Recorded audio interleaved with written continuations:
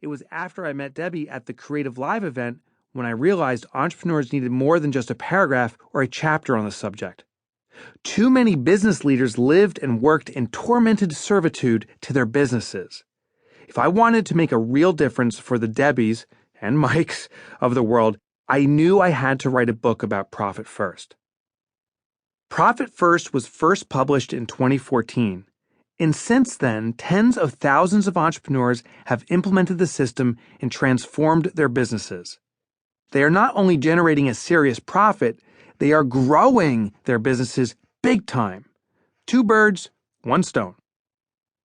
As I write this updated version of the book, I am 35,000 feet up in the air, flying somewhere over Pennsylvania or Texas, or maybe it's Russia.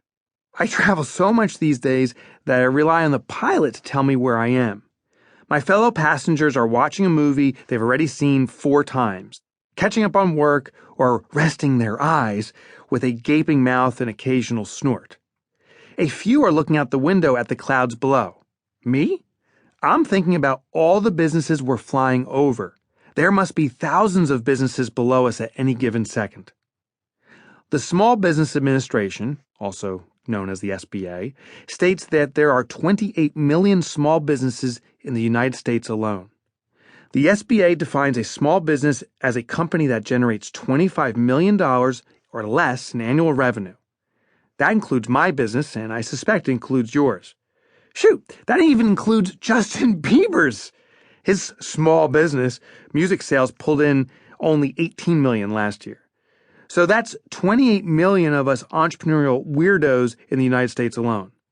When you look at the full size of our global entrepreneurial family, you will see that the number of small businesses soars past 125 million. That's a lot of entrepreneurs, a lot of people with guts, smarts, and determination who decided they had something of value to offer the world and took a shot at building something out of it. That's you, buddy, an entrepreneur.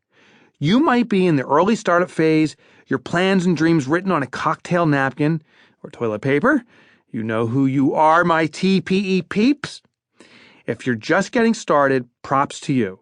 You will be focusing on profit from day one, which will save your sanity, your bank account, and your ass.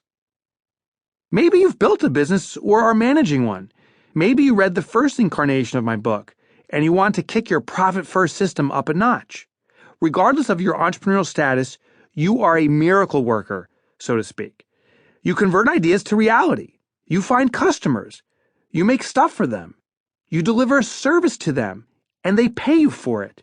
You keep selling, you keep delivering, you keep managing the money.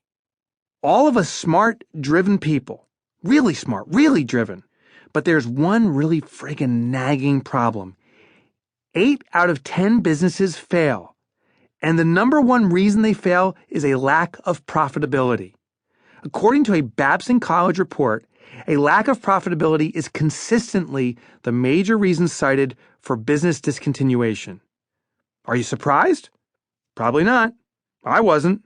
It's true, and it makes me want to drown my sorrows in Margaritaville. The majority of small businesses and medium businesses, and even some big ones, are barely surviving.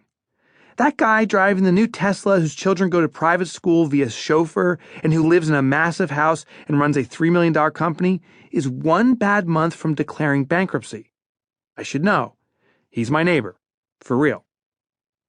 The entrepreneur who said business is great at the networking event is the same woman who, because of her tears, later tries to ask me an indecipherable question in the parking lot.